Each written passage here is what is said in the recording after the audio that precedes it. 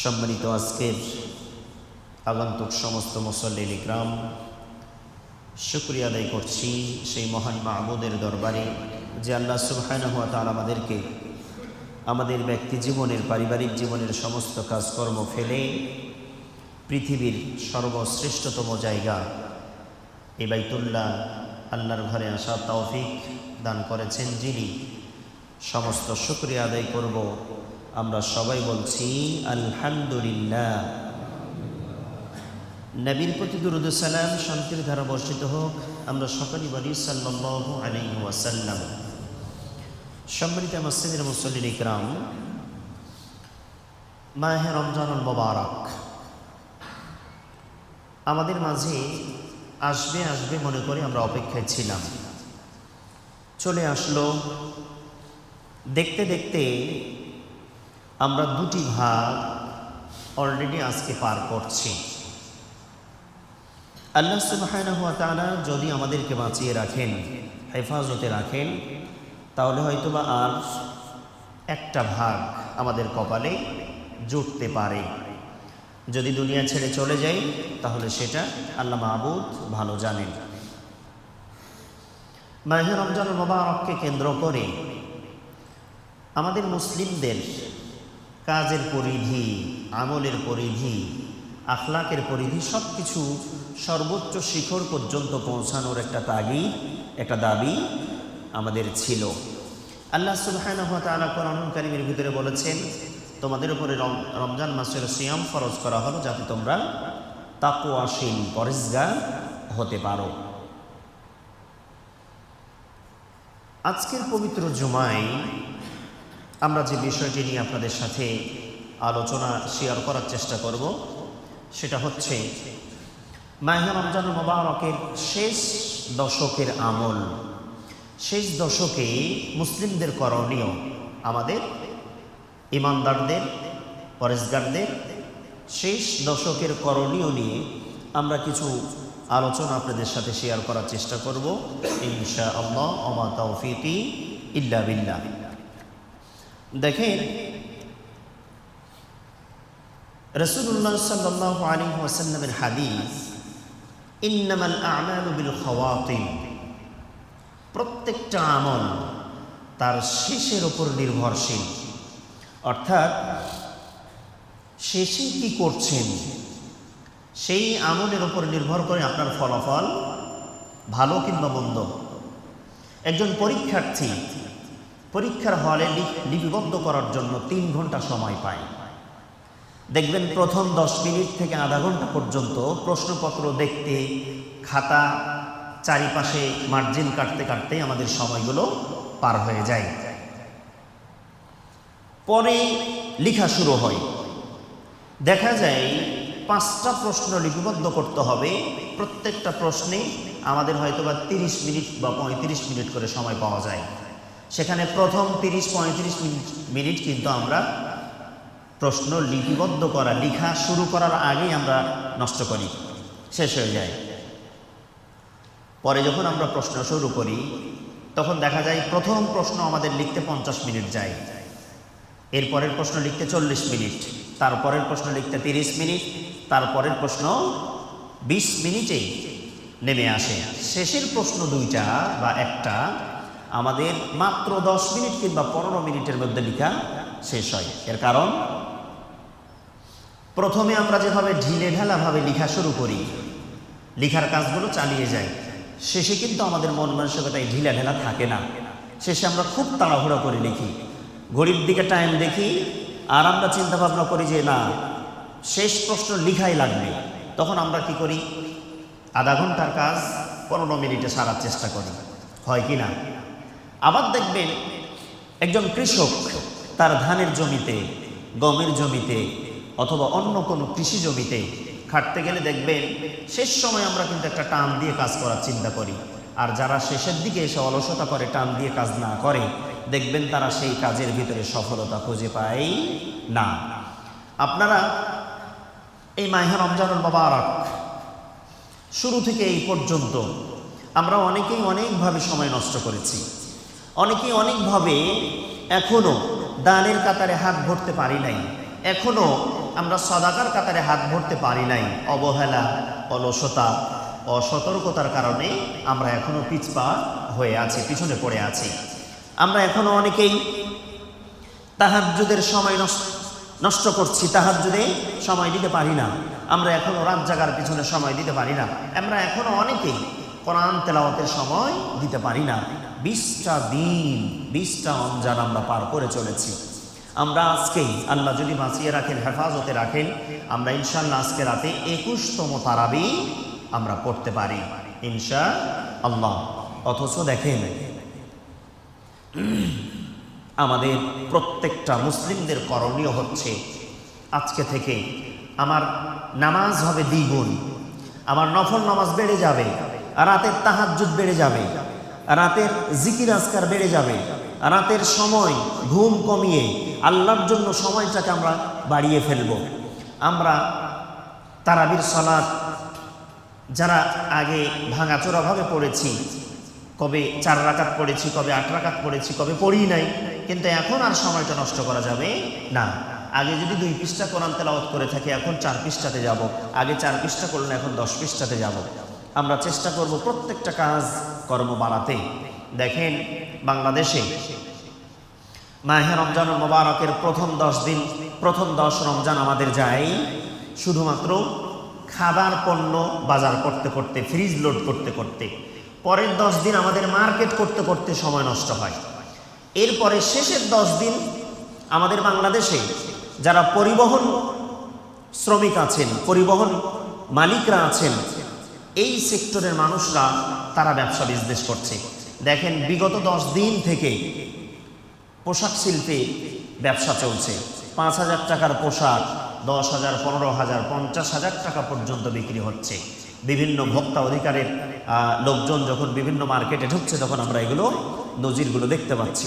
3,000 টাকার একটা পাঞ্জাবি, তার লেভেল, তার একটা স্টিকার লাগানো আছে। এই স্টিকারের উপরে নিজেরা এই 15,000 টাকার স্টিকার লিখে এই 3,000 স্টিকারের ওপরে লাগিয়ে দিয়ে তারা 3,000 টাকার একটা পাঞ্জাবি 15,000 টাকায় বিক্রি করছে।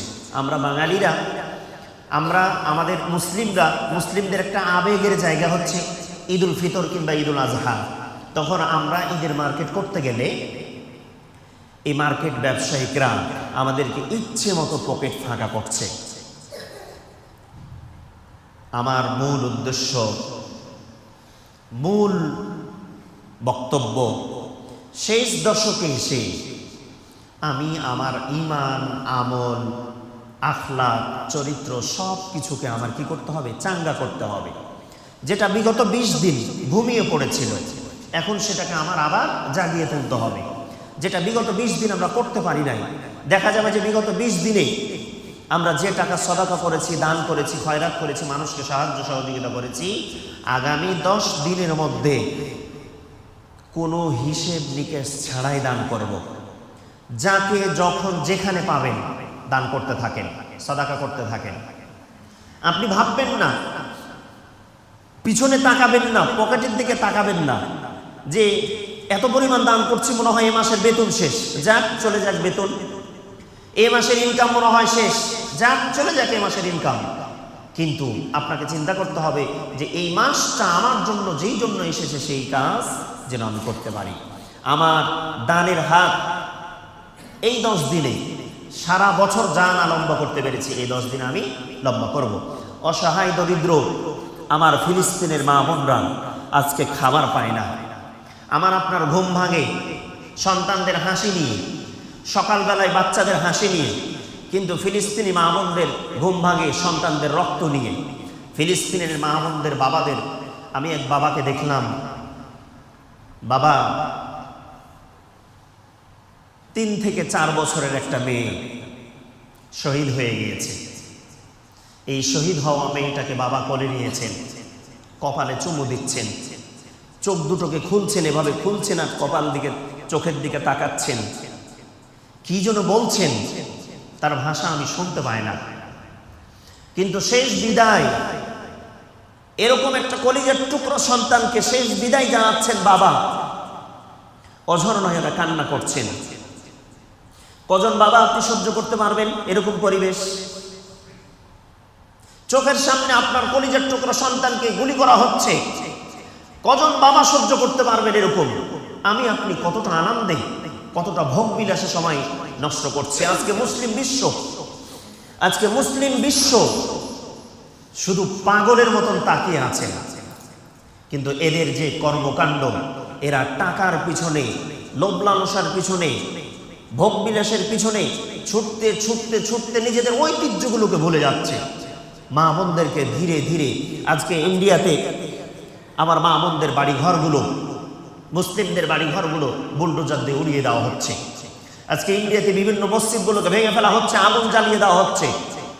আজকে ফিলিস্তিন, আরাকান, কত জায়গায় আমার মা বোনদের উপরে ইসরায়েলি সৈন্যরা, ইসরায়েলরা, ঘাতকরা, আমেরিকানরা আজকে বিভিন্নভাবে তারা আমার মা বোনদেরকে হত্যা করছে, নির্বিচারে পাখির মতো গুলি করছে, কখনো বোমা মারছে। রাত দিন 24 ঘন্টা তারা এভাবে অত্যাচার করছে। ফিলিস্তিনিদের জন্য নিজের সর্বোচ্চ ইনকামের একটা অংশ আপনি ফিলিস্তিনিদের জন্য পাঠানোর ব্যবস্থা করেন। যারা, সবাই তো পাঠাতে পারবেন না, যারা পাঠাচ্ছেন তাদেরকে সাহায্য করেন, তাদেরকে হাত বাড়িয়ে দেন। আপনার ইনকামের পথ, আপনার রুজির পথ আল্লাহ তাআলা আপনাকে আরো বলন্দ করে দেবেন, খুলে দেবেন ইনশাআল্লাহ। দেখেন, শেষ দশকের আমলে রাসূলুল্লাহ সাল্লাল্লাহু আলাইহি ওয়াসাল্লাম এত পরিমাণ দান করতেন।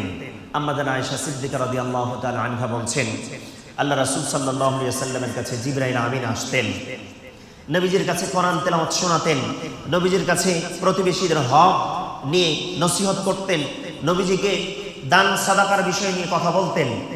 কিন্তু আল্লাহর পয়গম্বর বিশ্বনবী মুহাম্মদ রাসূলুল্লাহ সাল্লাল্লাহু আলাইহি ওয়াসাল্লাম যখন রমজান মাসের শেষ দশক আসতো, তখন তিনি কয়েকটা কাজ এত বেশি বাড়িয়ে দিতেন, মনে হতো তিনি পরিবার ভুলে গেছেন।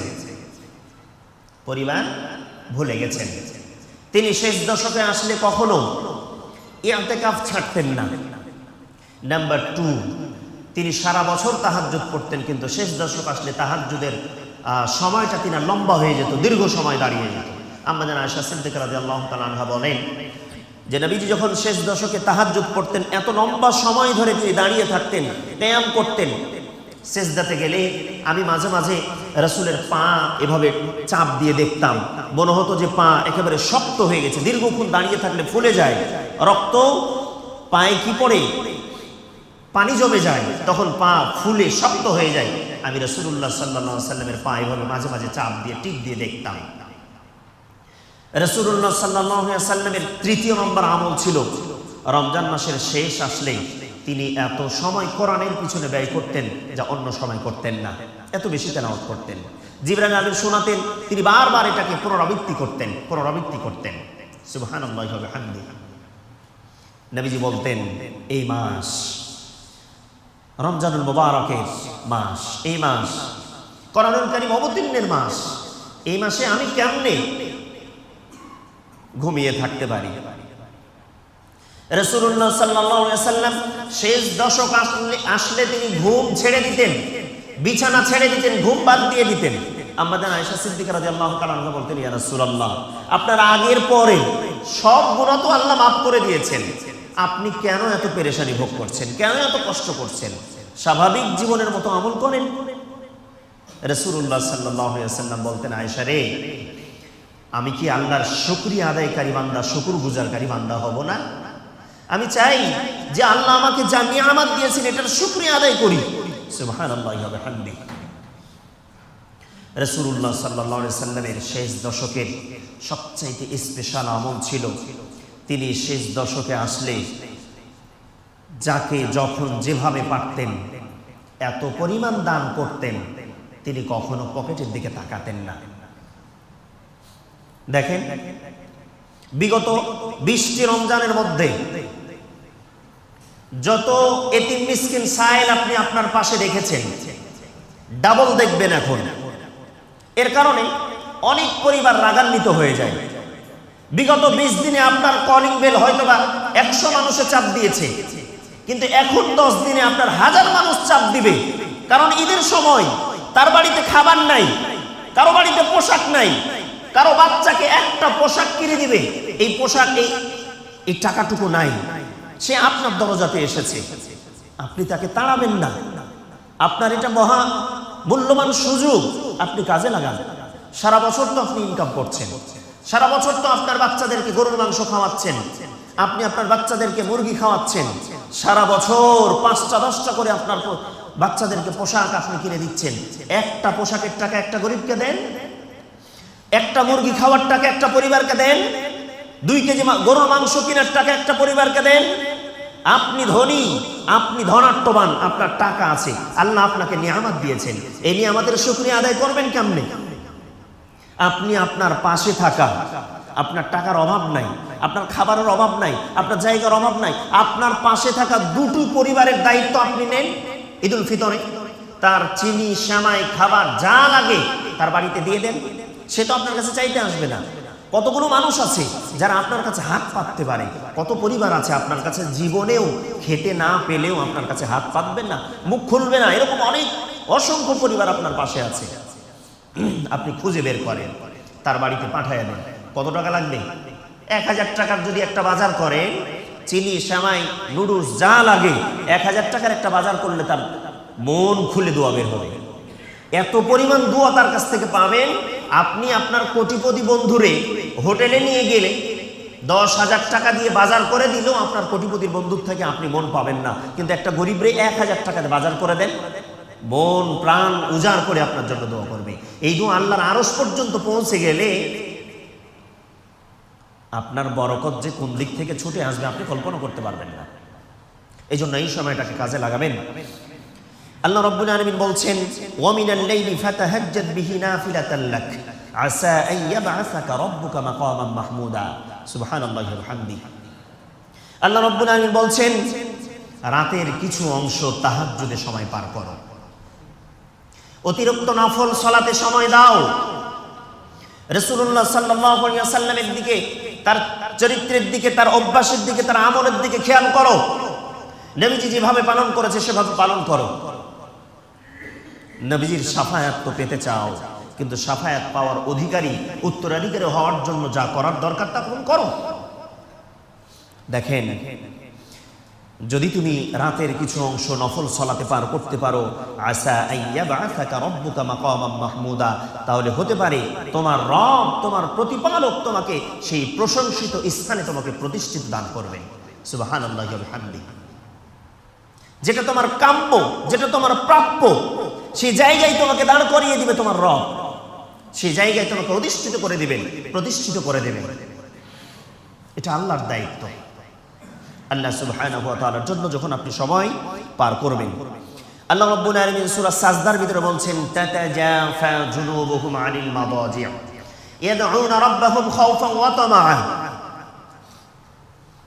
আল্লাহ বলছেন তাদের কতগুলো মানুষ, তাতাজাফা জুনুবুহুম আনিল মাদাজি', তাদের পার্শ্ব, তাদের পিঠ, তাদের দেহ, তাদের শরীর তারা তাদের বিছানা থেকে আলাদা করে রাখলো। রাতের অংশে নিজের দেহটারে বিছানা থেকে টান দিয়ে তুলে নিয়ে আসলো এবং আল্লাহর জন্য সময় ব্যয় করলো। 1 2 ইয়াদউনা রাব্বাহুম খাওফা, ভীত সন্ত্রস্ত হয়ে আল্লাহরে ডাকলো, তাদের রবকে, তাদের প্রতিপালককে আহ্বান করলো। এরপরে আল্লাহ সুবহানাহু ওয়া তাআলা বলছেন, ওয়া বিম্মা রাযাকনাহুম ইউনফিকুন। আর 3 নাম্বার হচ্ছে, তাদেরকে আমি আল্লাহর পক্ষ থেকে যা রিজিক দিয়েছি, 1 টাকা, 100 টাকা, 1 লক্ষ টাকা, 1 কোটি টাকা যা দিয়েছি, সেখান থেকে তারা আমার রাস্তায় খরচ করলো। সুবহানাল্লাহি ওয়া বিহামদিহি। এই বান্দাগুলোর জন্য আল্লাহর পুরস্কার, এই বান্দাগুলোর জন্য আল্লাহর পুরস্কার। আয়েশা রাদিয়াল্লাহু তাআলা আনহা বলছেন, রাসূলুল্লাহ সাল্লাল্লাহু আলাইহি ওয়াসাল্লাম কোনো একটা দিন আলীর ঘরে, ফাতিমার ঘরে ঢুকলেন। বাড়িতে আলী রাদিয়াল্লাহু তাআলা আনহু নেই। আলী রাদিয়াল্লাহু তাআলা আনহু ইসলামের একজন খলিফা। আলী রাদিয়াল্লাহু তাআলা আনহু হচ্ছেন জান্নাতের 2 সর্দার, হাসান হুসাইনের বাবা। আলী রাদিয়াল্লাহু তাআলা আনহু হচ্ছেন রাসূলুল্লাহ সাল্লাল্লাহু আলাইহি ওয়াসাল্লামের আপন চাচাতো ভাই। আবার আলী রাদিয়াল্লাহু তাআলা আনহু রাসূলুল্লাহ সাল্লাল্লাহু আলাইহি ওয়াসাল্লামের আপন জামাই। আপন কি? জামাই। রাসূলুল্লাহ সাল্লাল্লাহু আলাইহি ওয়াসাল্লাম জামাইয়ের বাড়িতে ঢুকলেন, আলীর বাড়িতে ঢুকলেন। ঢুকে আলী নেই, দেখতে পেলেন নিজের কন্যা ফাতিমাকে। রাসূলুল্লাহ সাল্লাল্লাহু আলাইহি ওয়াসাল্লাম ফাতিমা রাদিয়াল্লাহু তাআলা আনহাকে বললেন, আলা তুসাল্লিয়ান, তোমরা কি রাতের বেলা শবে কদরের রাত্রিতে রাত্রি জাগরণ করো না, রাতের নামাজ পড়ো না? ফাতিমা রাদিয়াল্লাহু তাআলা আনহা বললেন, আব্বাজান আমরা তো পড়ি। রাসূলুল্লাহ সাল্লাল্লাহু আলাইহি ওয়াসাল্লাম বললেন, আজ থেকে রমজানুল মুবারকের শেষ দশক এসেছে, আজ থেকে তোমরা তোমাদের রাতের সালাতের সময়টা আরো বাড়িয়ে দাও, আমার আলীরে বলে দাও। সুবহানাল্লাহি ওয়া বিহামদিহি। এই জন্য রাতের সময়, তাহাজ্জুদের সময় আপনাকে বের করতে হবে। দেখেন আল্লাহর পয়গম্বর মুহাম্মদুর রাসূলুল্লাহ সাল্লাল্লাহু আলাইহি ওয়াসাল্লামের বিশিষ্ট সাহাবী আবু হুরায়রা রাদিয়াল্লাহু তাআলা আনহু থেকে হাদিস বর্ণিত আছে। তিনি বলেন, আন্না রাসূলুল্লাহ সাল্লাল্লাহু আলাইহি ওয়াসাল্লাম قال من قام رمضان মান সামা রমাদান। দুটি শব্দ। যে ব্যক্তি রমজান মাসে সিয়াম পালন করে, মান কামা রমাদান, যে ব্যক্তি রমজান মাসে আল্লাহর জন্য দণ্ডায়মান হয়, দাঁড়িয়ে যায়, দাঁড়িয়ে মানে তাহাজ্জুদ পড়ে, দাঁড়িয়ে আল্লাহর জিকির করে। রাসূলুল্লাহ সাল্লাল্লাহু আলাইহি ওয়াসাল্লাম বলছেন, গুফিরা লাহু মা তাকদ্দামা মিন যামবিহি, তার অতীতের সমস্ত গুনাহগুলোকে আল্লাহ নিমিষেই সাথে সাথে মিটিয়ে দেয়। সুবহানাল্লাহি ওয়া বিহামদিহি। এত বিশাল অফার কে দিবে আপনার দুনিয়ার? এত বিশাল অফার আপনি কোথা থেকে পাবেন? এই মাহে রমজানুল মুবারকের শেষ দশকে প্রধানতম গুরুত্বতম একটি আমল হচ্ছে রাতের সালাত, রাতের তাহাজ্জুদ। আপনি মিস করবেন না। আমি এর আগে জুমায় বলছিলাম, অন্যান্য সময় আমরা রাত্রি ঘুমের মধ্যে থাকি, কিন্তু যেহেতু রমজান মাসে সাহারির জন্য আমরা উঠি 3টার পর, অন্তত পক্ষে 2টায় না উঠলেও 3টায় উঠি, 3টায় না উঠলেও 4টায় তো উঠি, তাহলে 4টা থেকে 5টা 1 ঘন্টা সময় আপনার তাহাজ্জুদের সময় পাবেন। এই সময়টা আপনি নষ্ট না করে আপনি 15 মিনিট খাবার খান, আধা ঘন্টা খাবার খান। খাবারের সুন্নাহ হচ্ছে শেষ টাইমে 4:30 থেকে 5টা, এই সময়ের ভিতরে খান। 4টা থেকে 4:30, আধা ঘন্টা সময় আপনি তাহাজ্জুদে দাঁড়িয়ে যান। আধা ঘন্টা সময় আপনি কোরআন তেলাওয়াতের জন্য বসে যান, আধা ঘন্টা সময় আপনি আল্লাহর জিকিরে বসে যান, আধা ঘন্টা সময় রবের দরবারে চান। সেই সময় আল্লাহ রাব্বুল আলামিন আরশের একেবারে শেষ আকাশে নেমে আসেন, শেষ আকাশে নেমে আসেন। আপনি চান, আপনি চাইতে দেরি করবেন, কিন্তু আল্লাহ দিতে দেরি করবেন না। এতগুলো অফার আপনার জন্য আছে। আল্লাহ আপনার আমার নাম ধরে ধরে ডাকে, বান্দারে চা, আমি তোর চাওয়া দেব। বান্দা আমার কাছে বল, তোর সব বলা আমি পূর্ণ করব। আমার কাছে ক্ষমা চা, তোর ক্ষমা করে দেব, তোর জীবনের সব অপরাধ আমি মাফ করে দেব। সুবহানাল্লাহি ওয়া বিহামদিহি। আমার আপনার জন্য দরজা ওপেন। কিন্তু আমরা হতভাগা, রাতের পর রাত, ঘন্টার পর ঘন্টা আমরা শুয়ে থেকে থেকে থেকে থেকে রাত্রি 12টা-1টা পর্যন্ত সময় নষ্ট করি। শেষ রাতে গিয়ে ঘুম আসে। আর শেষ রাতে মানুষরা যারা রাত্রি সময় নষ্ট করে যখন ঘুম পাড়ে, শেষ রাতে আপনি উঠতে চাইবেন, শয়তান আপনার কানের গোড়ায় এসে ডুগডুগি বাজাবে। আপনি উঠতে চাইবেন, আজান শুনছেন, উঠবেন, মন বলছে, চোখ ছুটছে না, মনে মনে ব্রেনের ভিতরে কল্পনা করছেন যে উঠবো, বিছান ছাড়বো। এদিকে শয়তান আপনার কানের গোড়ায় ডুগডুগি বাজাচ্ছে, গান বাজাচ্ছে, ঢোল তাবলা বাজাচ্ছে, আর বলছেন, ও আল্লাহর বান্দা, হাযা লাইলুন তাওয়ীল, এ রাত অনেক লম্বা, নাম অথবা নুম, ঘুমাতে থাকো তোমরা। শেষ, সারাক্ষণ অসহসা দিচ্ছে, সারাক্ষণ। এখন আপনি বলবেন যে হুজুর রমজান মাসে তো শয়তান নাই, কিন্তু ওই যে রমজানের আগে যে ডোজ দিয়েছি সেই ডোজ পুরো মাত্রায় ডোজ আপনার কাছে এসেছে। না হলে রমজান মাসে কেন রোজা বাদ দিয়ে আপনি সিগারেট খান? রমজান মাসে কেন রোজা রেখেও আপনি মানুষের হক নষ্ট করেন, মানুষকে ঠকানোর ধান্দায় থাকেন? পুরো মাত্রা পুরো রমজান মাস যেন দায়িত্ব পালন করতে না হয়, যেহেতু পাবেন না, সুযোগ নাই, এই জন্য পুরো রমজানের ডোজ আপনাকে দিয়ে দেওয়া হয়েছে। আল্লাহ আমাদের শয়তানের সমস্ত চক্রান্ত থেকে, সমস্ত অসহসা থেকে, ধোঁকা থেকে আমাদের সকল মুসলিমদেরকে, সমস্ত মানুষদেরকে আল্লাহ যেন হেফাজত করেন। আমরা সবাই বলি আমিন। দেখেন, একটা গুরুত্বপূর্ণ আমল হলো রমজানুল মুবারকের ইতিকাফ। রাসূলুল্লাহ সাল্লাল্লাহু আলাইহি ওয়াসাল্লাম শেষ দশক আসলে তিনি ইতিকাফ মিস করতেন না। আজকে অনেক জায়গাতে মসজিদ কমিটির পক্ষ থেকে ইতিকাফ করার জন্য লোক ভাড়া করা লাগে। কখনো লোক ভাড়া করে ইতিকাফ করানো জায়েজ নাই, জায়েজ নাই।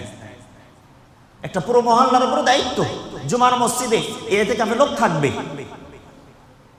রাসূলুল্লাহ সাল্লাল্লাহু আলাইহি ওয়াসাল্লাম কোনো কারণে এক বছর করতে পারেন নাই, এই জন্য পরের বছর তিনি 20 দিন ইতিকাফ করেছেন। 20 দিন। যাদের সুযোগ আছে, যাদের ব্যস্ততা কম, অবশ্যই এই সুযোগ কাজে লাগানোর চেষ্টা করবেন। কারণ ইতিকাফ বসলেই দুটো লাভ। প্রধানতম লাভ হচ্ছে আপনি দুনিয়াবি সমস্ত পেরেশানি থেকে মুক্ত থাকার চেষ্টা হয়। যেহেতু মসজিদে থাকবেন, তখন আপনি গল্প গুজব, আড্ডা, অনেক কিছু থেকে আপনি বেঁচে থাকবেন। আপনার ফুল সময়টা কোরআন তেলাওয়াত, জিকির আজকার, বই তেলাওয়াত অথবা আপনি নামাজের মধ্যে সময় কাটাবেন।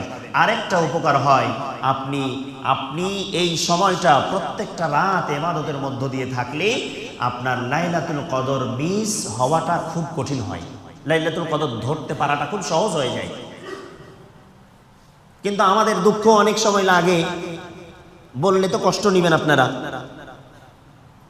দুঃখ অনেক সময় লাগে, আমরা দেখি যে ইতিকাফে যারা বসেন তারা ইতিকাফের হকটুকু পূর্ণ করেন না।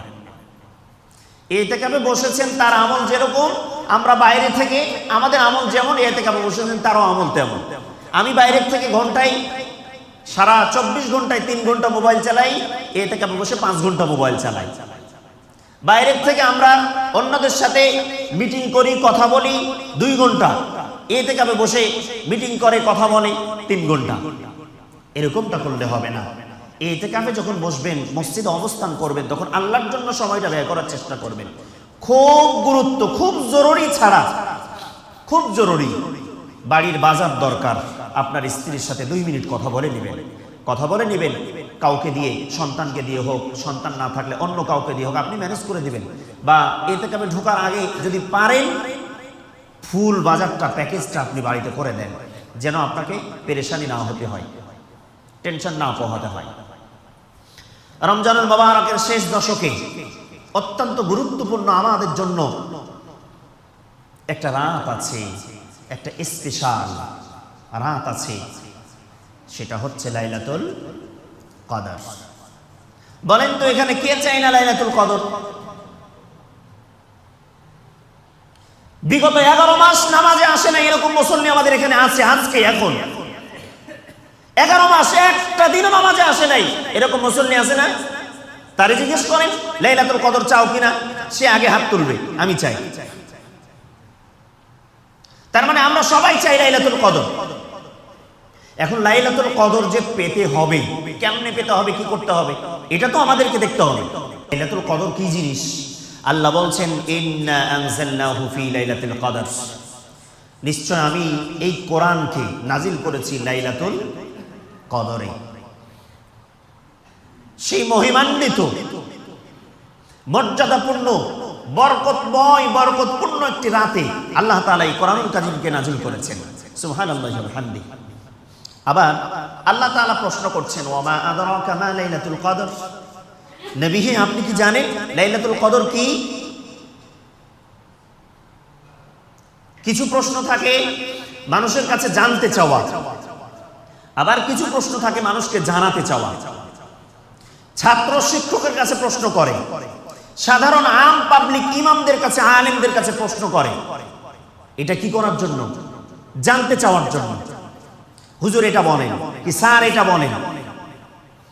আবার অনেক সময় আলেমরা, লেকচারাররা, বক্তারা অথবা টিচাররা ছাত্রদেরকে প্রশ্ন করে। তখন বোঝা যায় যে এই প্রশ্নটা করে, এই প্রশ্ন আসলে জানতে চাওয়ার জন্য না, এটা জানাতে চাওয়ার জন্য প্রশ্ন। আল্লাহ জানাতে চাওয়ার জন্য প্রশ্ন করছেন, নবী ওমা আদরাকা মা লাইলাতুল কদর, আপনি কি জানেন লাইলাতুল কদর কি? প্রশ্ন করার সাথে সাথে আবার আল্লাহ উত্তর দিচ্ছেন, লাইলাতুল কদরি খায়রুম মিন আলফি শাহর, সুবহানাল্লাহি ওয়া বিহামদিহি। লাইলাতুল কদর হচ্ছে হাজার মাসের চাইতেও উত্তম একটা রাত, সুবহানাল্লাহি ওয়া বিহামদিহি। হাজার মাস প্রায় 84 বছর,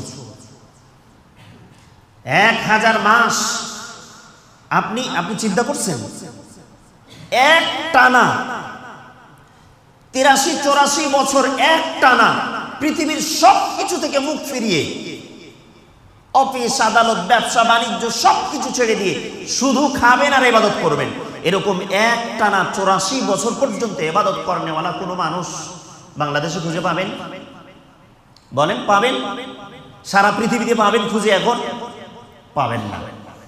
অথচ আল্লাহ বলছেন একটা রাত যদি লাইলাতুল কদর কারো ভাগ্যে কপালে জুটে যায়, তাহলে এরকম এক টানা 84 বছর পর্যন্ত ইবাদত করলে যত নেকি একজন বান্দার আমলনামায় হতে পারে, তার চাইতেও বেশি, তার সমপরিমাণ বলে নাই আল্লাহ, তার চাইতেও বেশি আল্লাহ তাআলা একটা রাত্রির বিনিময়ে তোমার আমলনামায় এত পরিমাণ সওয়াব আল্লাহ লিপিবদ্ধ করে দিবেন, সুবহানাল্লাহি ওয়া বিহামদিহি। এই সুযোগ কে ছাড়তে চাইবে? এরপরও লাইলাতুল কদরের রাত্রিগুলোতে আমরা মোবাইলে ব্যস্ত থাকি, মার্কেটে ব্যস্ত থাকি, পিকনিক করাতে ব্যস্ত থাকি, মুড়ি চানাচুরে ব্যস্ত থাকি, চায়ের আড্ডায় চায়ের স্টলে বসে বসে ব্যস্ত থাকি। মাআযাল্লাহ, আল্লাহ আমাদেরকে মাফ করুক, আল্লাহ আমাদেরকে হেদায়েত দান করুক। রাতের পর রাত সারা বছর তো ঘুমালেন, এই সময়গুলো ঘুম বাদ দেন, রাত্রি লাইলাতুল কদরটা পাওয়ার জন্য চেষ্টায় থাকেন, চেষ্টা করেন। তানাজ্জালুল মালাইকাতু ওয়ার রূহ ফিহা বিইذনি রাব্বিহিম মিন কুল্লি আমর, আল্লাহর পক্ষ থেকে সমস্ত মালাইকা, সাথে সাথে রূহ বলতে জিবরাইল আলাইহিস সালাতু ওয়াস সালাম, আল্লাহর আদেশে আল্লাহর হুকুমে তারা পৃথিবীতে আসেন। প্রত্যেকটা কাজের জন্য সেই সকল কাজ যেন আল্লাহ তাআলার পক্ষ থেকে আদিষ্ঠিত হয়েছে, আল্লাহ তাআলার পক্ষ থেকে নির্দেশ করা হয়েছে। আর এই লাইলাতুল কদরটা অবস্থান করে হাত্তা মাতলাইল ফাজর, ফজর উদয় হওয়ার আগ পর্যন্ত। এই সময়ের মধ্যে আপনাকে খুঁজে নিতে হবে লাইলাতুল কদর। রাসূলুল্লাহ সাল্লাল্লাহু আলাইহি ওয়াসাল্লামের বিশিষ্ট সাহাবী আবু হুরায়রা রাদিয়াল্লাহু তাআলা আনহু হাদিস বর্ণনা করছেন, তিনি বলেন, মান কামা লাইলাতুল কদর ঈমানান ওয়া ইহতিসাবান গুফিরা লাহু মা তাকদ্দামা মিন যামবি, যারা লাইলাতুল কদরে আল্লাহর জন্য দণ্ডায়মান হলো, দাঁড়িয়ে গেল, আল্লাহর জন্য সময় ব্যয় করলো, আল্লাহ তাআলা তার ওই বান্দার পূর্বের অতীতের সব গুনাহগুলোকে মিটিয়ে দেয়, সুবহানাল্লাহি ওয়া বিহামদিহি। দেখেন, عن ابن عمر رضي الله تعالى عنهما أن رجالا من أصحاب النبي أروا ليلة القدر في المنام في السبع أواخر। রমজান মাসের শেষ দশকে কোনো একটা দিনে সাহাবা ইজমাইনরা, ম্যাক্সিমাম সাহাবা ইজমাইনরা স্বপ্ন দেখেছেন। নবীজির কাছে এসে বলছেন, ইয়া রাসূলুল্লাহ, আমরা এই স্বপ্ন দেখেছি। কি দেখেছো? সাহাবা ইজমাইনরা একে একে বর্ণনা করছেন। ম্যাক্সিমাম সব সাহাবা ইজমাইনদের পক্ষ থেকে একই স্বপ্ন তাদেরকে দেখানো হয়েছে। এই স্বপ্ন যে রমজান মাসের শেষ দশকের, বিশেষ করে শেষ 7 দিনের মধ্যে, 23 থেকে 30-এর মধ্যে, এই সময়ের মধ্যে লাইলাতুল কদর বান্দাদের আমলনামায় লিপিবদ্ধ করা হতে পারে, একটা সম্ভাব্য। সমস্ত সাহাবা ইজমাইনরা দেখেছেন। এবার রাসূলুল্লাহ সাল্লাল্লাহু আলাইহি ওয়াসাল্লাম বলছেন, ফাকালা রাসূলুল্লাহ আরা রুয়াকুম ক্বাদ তাওয়াতাত ফিস সাবঈল আওয়াখির, তোমরা সবাই যে স্বপ্ন দেখেছো, একজনের স্বপ্ন আরেকজনের স্বপ্নের সাথে মোতাবেক, পার্থক্য নাই, সবারটাই এক। এরপরে নবী সাল্লাল্লাহু আলাইহি ওয়াসাল্লাম বললেন, ফামান কানা মুতাহাররিহা ফালইয়াতাহাররাহা ফিস সাবঈল আওয়াখির, যে ব্যক্তি লাইলাতুল কদরকে পেতে চায় অনুসন্ধান করতে চায়, লাভ করতে চায়, সে যেন এই 7 দিনের মধ্যেই লাইলাতুল কদর অনুসন্ধান করে। সুবহানাল্লাহি ওয়া বিহামদিহি। তাহলে এই হাদিসে কি পেলাম? রমজানের শেষ 7 দিনের মধ্যে লাইলাতুল কদর অনুসন্ধান, শেষ 7 দিনের মধ্যে। দেখেন আরো একটা হাদিস, আয়েশা রাদিয়াল্লাহু তাআলা আনহা বলছেন, ক্বালাত কানা রাসূলুল্লাহ সাল্লাল্লাহু আলাইহি ওয়াসাল্লাম ইজাবিরু ফিল আশরিল আওয়াখির মিন রমাদান। রাসূলুল্লাহ সাল্লাল্লাহু আলাইহি ওয়াসাল্লাম রমজান মাসের শেষ দশকে লাইলাতুল কদর অন্বেষণ করতেন। আগের হাদিস 7 দিনের কথা বলল, পরের হাদিস কয় দিন? 10 দিন। ওয়া ইয়াকুল, আর নবীজি বলতেন, তাহাররাউ লাইলাতুল কদরি ফিল আশরিল আওয়াখির মিন রমাদান। তোমরা যারা লাইলাতুল কদর পেতে চাও, লাভ করতে চাও, তারা রমজান মাসের শেষ দশকে এসে লাইলাতুল কদর অনুসন্ধান করতে থাকো, আল্লাহ ভাগ্যে জুটিয়ে দেবেন ইনশাআল্লাহ। আগের হাদিস 7 দিনের কথা বললো, পরের হাদিস 10 দিনের কথা বললো। 2 হাদিস দেখলেন। 3 নম্বর হাদিস দেখেন, আয়েশা রাদিয়াল্লাহু তাআলা আনহা বলছেন, আন্না রাসূলুল্লাহ সাল্লাল্লাহু আলাইহি ওয়াসাল্লাম قال, নবীজি বলেছেন, তাহাররাউ লাইলাতুল কদরি ফিল বিত্রি মিনাল আশরিল আওয়াখির। রমজানের শেষ দশকের 10 রাত্রির বিজোড় রাত্রি, তার মানে কয়টা? 5টা। 21, 23, 25, 27, 29, কয় রাত? 5 রাত। প্রথম হাদিসে 7 দিন 7 রাত, পরের হাদিসে পুরো 10। 3 নম্বর হাদিসে কি বলছেন? 5 বেজোড় রাত্রিতে লাইলাতুল কদর তালাশ করতে বলেছেন কে? মুহাম্মদ সাল্লাল্লাহু আলাইহি ওয়াসাল্লাম। এরপরে দেখেন, আয়েশা রাদিয়াল্লাহু তাআলা আনহা থেকে আরো একটি হাদিস বর্ণিত আছে, ক্বালাত কানা রাসূলুল্লাহ সাল্লাল্লাহু আলাইহি ওয়াসাল্লাম ইযা দাখালা আল-আশরুল আওয়াখির মিন রমাদান।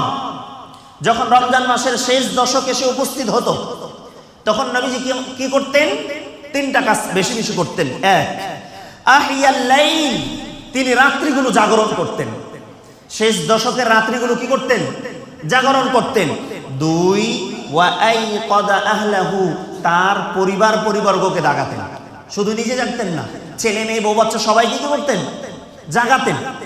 3 নাম্বার, রাসূলুল্লাহ সাল্লাল্লাহু আলাইহি ওয়াসাল্লাম ওয়াজাদ্দা ওয়াশাদ্দাল মিজার। সুবহানাল্লাহি ওয়া বিহামদিহি। তিনি কঠিন পরিশ্রম করতেন। সাদ্দা মানে কঠিন পরিশ্রম করা, জাদ্দা মানে কঠিন পরিশ্রম করা, চেষ্টা করা। ওয়াশাদ্দাল মিজার অর্থ হচ্ছে মাজায় কাপড় বেঁধে কাজ করতেন। মানে শেষ দশকে আসলে তিনি 3 কাজ করতেন। একটা, নিজে রাত্রি জাগরণ করতেন। 2 নম্বর, পরিবারদেরকে জাগাতেন। 3 নম্বরে তিনি মাজায় কাপড় বেঁধে শেষ দশক যেন কোনোভাবেই ছুটে না যায়, এই জন্য মাজায় কাপড় বেঁধে তিনি কাজ করা শুরু করতেন, আমল করা শুরু করতেন। সুবহানাল্লাহি ওয়া বিহামদিহি। এখন যেরকম গাড়িওয়ালারা মাজায় কাপড় বেঁধে লেগেছেন, 10 টাকার ভাড়া 20 টাকা, 20 টাকার ভাড়া 40 টাকা নিচ্ছে না? সুযোগে তারা কাজে লাগাচ্ছেন। মার্কেটওয়ালারা কাজে লাগাচ্ছেন। আপনি মুমিন, আপনি কাজে লাগান, এই সময়গুলো নিজে কাজে লাগান, পরিবারকে কাজে লাগাতে দেন। এরপরে দেখেন, আয়েশা রাদিয়াল্লাহু তাআলা আনহার আরো একটি চমৎকার হাদিস, কানা রাসূলুল্লাহ সাল্লাল্লাহু আলাইহি ওয়াসাল্লাম ইয়াজতাহিদু ফি রমাদান মা লা ইয়াজতাহিদু ফি গায়রিহি ওয়া ফিল আশরিল আওয়াখির। এই হাদিসের বাংলা অনুবাদ আমরা করে ফেলেছি শুরুর দিকে। আমাদের আয়েশা সিদ্দিকা রাদিয়াল্লাহু তাআলা আনহা বলেন, রাসূলুল্লাহ সাল্লাল্লাহু আলাইহি ওয়াসাল্লাম অন্যান্য মাসে যা চেষ্টা করতেন, মুজাহাদা করতেন, রমজান মাস আসলে তার ডাবল বাড়িয়ে ফেলতেন। সুবহানাল্লাহি ওয়া বিহামদিহি। এই মাসে আসলে তিনি কি করতেন? বেশি বাড়িয়ে ফেলতেন। বিশেষ করে স্পেশালি শেষ দশকে তিনি কখনোই মিস করতেন না, সময় নষ্ট করতেন না। আয়েশা রাদিয়াল্লাহু তাআলা আনহা বলছেন, কোন একটা দিন নবীজির কাছে প্রশ্ন করলাম, ইয়া রাসূলুল্লাহ আরাআইতা ইন আমিলতু আইয়ু লাইলাতুল কদর, আমরা যদি কোনোদিন বুঝতে পারি যে আজকের রাতটা হচ্ছে লাইলাতুল কদর। লাইলাতুল কদরের কিছু নিদর্শন, রাতটা খুব শীতল হবে, না গরম না ঠান্ডা, খুব আরামদায়ক হবে, হালকা হালকা গুড়ি গুড়ি বৃষ্টিও পড়তে পারে।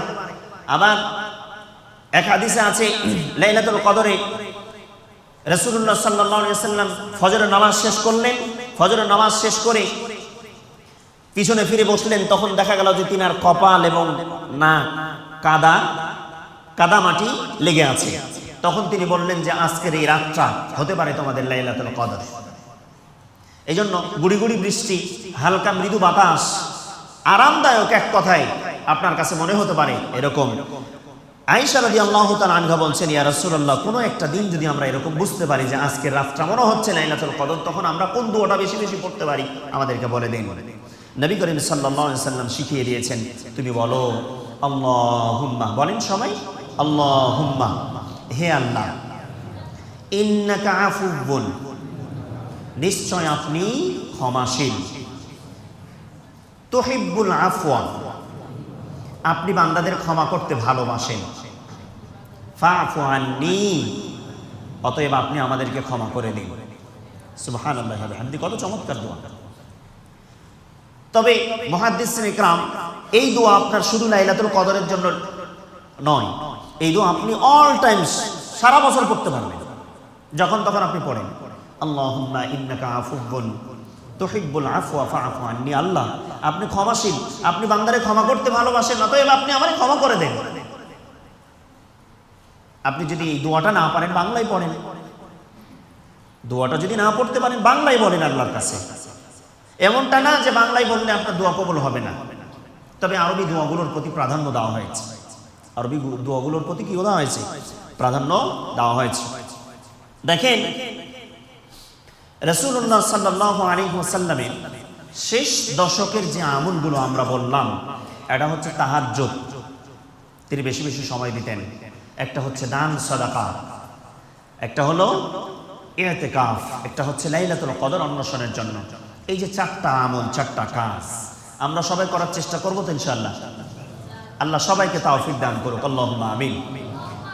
দানের বিষয়ে দুই একটা কথা আপনাদেরকে আমি বলি। তার আগ দিয়ে রাত্রি জাগরণের বিষয়, লাইলাতুল কদরের বিষয়গুলো দুই একটা আপনাদেরকে কথা বলি। আমাদের কাছে অনেক মা বোনদের প্রতিনিধিরা আমাদের কাছে ফোন করে অথবা সরাসরি দেখা করে রাত্রি জাগরণ মসজিদে করব এরকম একটা চাওয়া পাওয়া ওনাদের কাছে এসছে, আমাদের কাছে আসছে। ইসলামী শরীয়তের দৃষ্টিকোণ থেকে আপনাদেরকে বলি, মা বোন আপনার প্রতি শ্রদ্ধা এবং সম্মানের ন্যূনতম কোনো ঘাটতি আমাদের পক্ষ থেকে নেই, এটা 100% আপনি বিশ্বাস করবেন। আপনি আপনাদেরকে শুধুমাত্র আল্লাহর জন্যই ভালোবাসি, অন্য কোনো কারণ ছাড়া, শুধু আল্লাহর জন্য। অতএব সেই জায়গা থেকে আমি আপনাদেরকে বলবো, আপনি এমন একটা জায়গা বেছে নেবেন, রবের জন্য সময় পার করবেন, যেই জায়গায় আপনি নিরাপদ, যেই জায়গায় আপনি কি করবেন, আপনার পর্দার খেলাফ হবে না।